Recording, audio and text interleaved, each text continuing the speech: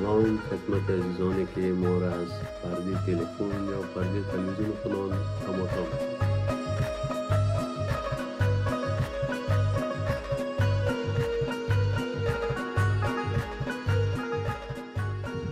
فعلا یک پایم در آلمان است و یک پایم در فرانسه. دریاچه راین براتون به معرفی گرفتم و نشان دادم. بعضی تصویرهای خرد ریزه و کوچک از شهر استراسبورگ در آینده انشالله به شما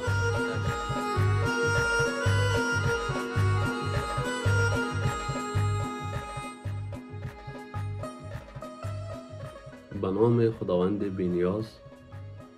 سلام خدمت عزیزانی که ما را از پرده تلفن یا پرده تلویزیون خودان تماشا میکنند. امید که خوشحال و سرحال، لباس عافیت به تن داشته باشند.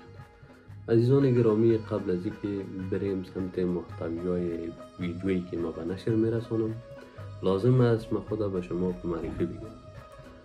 نوید احمد فیضی هستم، متولد کابل. مدت کمی میشه که در شهر استراسبورگ فرانسه زندگی میکنم، با فامیل زندگی میکنم. دیگه در ویدیوهای بعدی انشالله با برادران، دوستایی که در اینجا با هم هستیم، کلگی را به شما معرفی میکنم. داستان زندگی را که چی باعث شد که ما افغانستان ترک کنیم، در کدام تاریخ بود، چی رقم مشکلات ما مواجه شدیم که در اینجا خود رساندیم، تمامش ما به شما تعریف میکنیم. البته یک خاطرام میمونه برای نسل‌های بعدی که از ما میمونه. دیگه شما لطف نبوده چینل ما را سابسکرایب کنید، لایک و کامنت فراموش نکنید. منتظر نظرات نیک شما، انتقادات شما هستیم تا بتانیم یک ویدیوی جالب، یک کلیپ مقبول، یک چیزی که به درد خود ما، به درد اطفال ما بخوره به شما بسازیم. عزیزان گرامی، امروز ما زیبایی های شهر استراسبورگ به شما به تصویر میکشم. البته شما میدونید که استراسبورگ کپیتال اروپاست، یعنی پایتخت اروپاست. یکی از مقبول ترین، یکی از زیباترین شهرهای اروپا به شمار میره که زیبایی های و مقبولی های خود داره. در ضمن مرز و آلمان و مرز فرانسه است. البته کشور آلمان و فرانسه مرز زیاد داره. یکی از مرزایش در شهر استراسبورگ است که اونم به شما به تصویر میکشیم. یک دریاچه بسیار مقبول و بسیار جالب است. یک سمتش آلمان است و یک سمتش فرانسه. دیگه بازم میگم شما ما رو بیننده باشین. سابسکرایب و لایک کامنت فراموش نکنین. شما چند تصویر زیبا را بیننده باشین، در ادامه با شما خواهم.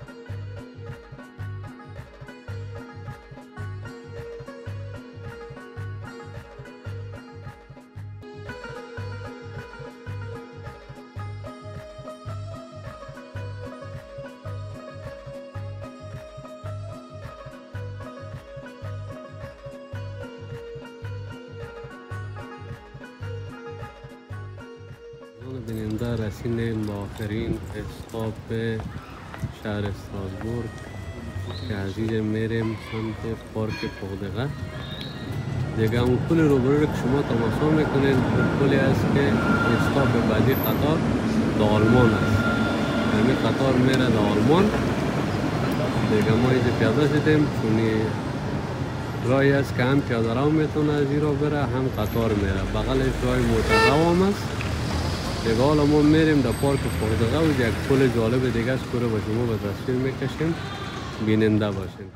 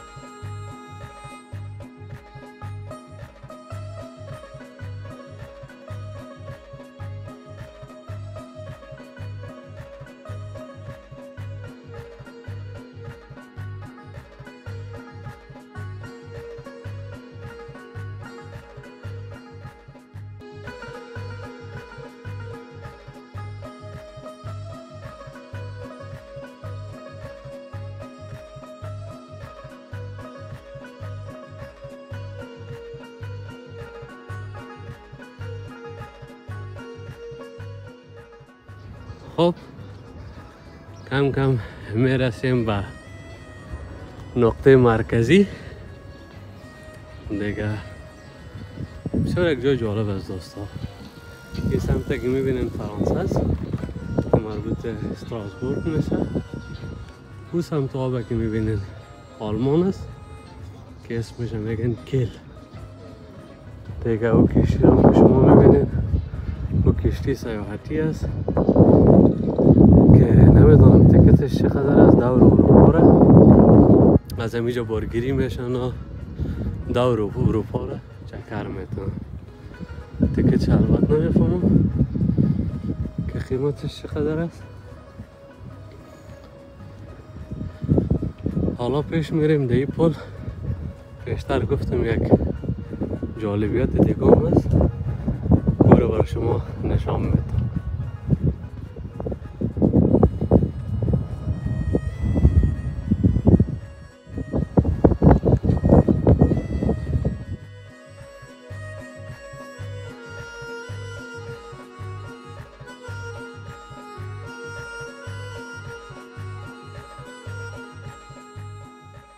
خب عزیزان بیننده، ما فعلا قرار داریم روی پلی که این سمتش که شما میبینین آلمان است و این سمتش هم که شما میبینین فرانسه است.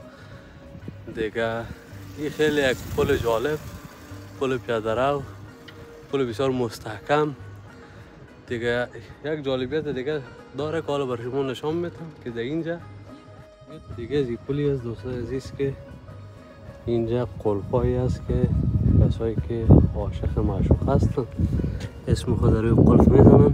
نگاه کنید بعد من اینجا قلف میکنن عشق خودانه ابدی میکنن. دیگه باش ما ببینیم که اگر کدام دانش باشه و همیشه طور است. نه بابا عشق از اینجا بسیار قوی مستحکم است. میبینیم هیچ کدام از این باز نمیشه. دیگه جالبیت دیگه از این پل که براتون گفتم همین است که عاشقا من عشق خودم مستحکم میکنن البته به یک قلف. این ور فرانسه است، شهر استراسبورگ، پارک پغدغه. دیگه پارک بزرگ عالی یا هم دریاچه راین است، اسمش راین است. یا هم پارکی است که مربوط کیل آلمان میشه. دیگه این قسمت که شما بیننده هستین فعلا یک پایم در آلمان است و یک پایم هم در فرانسه در استراسبورگ. فعلا در سر مرز هستیم که البته من نمیخوایم برم آلمان حالا میایم اینجا شامانه. وقتی که هفته یک ذره تیز نباشه دوستان میاین و این صندلی مربوط فرانسه میشه و این صندلی مربوط آلمان. دوستان میشینن و قصه میکنن و نوشیدنی خودم میخورن و همچون. خب ایزای پل رو بر که میبینین یا مرز بین فرانسه و آلمان. البته پل موترو است. کسایی که با ماشین با موتر از آلمان فرانسه میاین و از فرانسه میرن آلمان از این پل رد میشن دیگه. بسیار یک جای دیدنی. امروز هوا بسیار خوبش است. البته گرم است ولی یک مقدار شمال خود داره.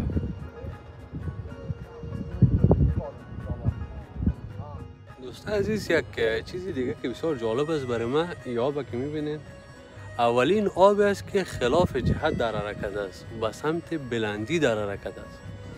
نمیفهم دلیل از این که مربوط به فیزیک میشه، من قدر معلومات زیاد ندارم، ولی آب به آبای آزاد هم راه داره. کشتی های بزرگ تجارتی هم از آب رد میشه. در اینجا اجازه آب بازی نیست. اگر نه بسیار یک آب خوب. ای کاش اجازه می بود که هوام گرم است و میتونستیم یک آب بازی ایجاد کنیم. دیگه همین بسیار جالب است که خلاف جهت، یعنی سمت بلندی در حرکت است آب. جالب است. خب عزیزان، ما در برنامه داشتیم که برای شما خوبترین مقبولترین جایی که در استراسبورگ است به تصویر بکشیم و معرفی کنیم. البته نسبت مشکلاتی که پیش شد بریم، یکی تنها بودم، یکی هوا بسیار گرم است، 24 درجه است. گرمی استراسبورگ دوستان میفهمند بسیار گرم است، عیناً گرمی افغانستان. نتونستم، فقط همی دریاچه رین براتون به معرفی گرفتم و نشان دادم. بعضی تصویرهای خرد ریزه و کوچک از شهر استراسبورگ. در آینده انشالله به شما تصویرهای خوب از مکانهای تاریخی استراسبورگ. بسیار قلعه‌های تاریخی داره، بسیار آبشارهای زیبا داره، رستورانت‌های بسیار قشنگ داره. دیگه انشالله که به حمایت شما لازم هم داریم و میتونیم که تمامش به تصویر بکشیم. امیدوار هستم که در هر کجا که ما را بیننده هستین باز هم خوشحال باشین، سر حال باشین، سرفراز باشین. باز هم از شما دوستانه خواهش میکنم چینل ما را سابسکرایب کنین، لایک و کامنت فراموشتان نشه. تا برنامه بعد، تا ویدیوی بعد که بتونم یک ویدیوی خوب از شهر استراسبورگ یا از دورتر از شهر استراسبورگ برای شما آماده کنم. الله یار یاورتان، خوشحال و سرفراز باشین. خداحافظ.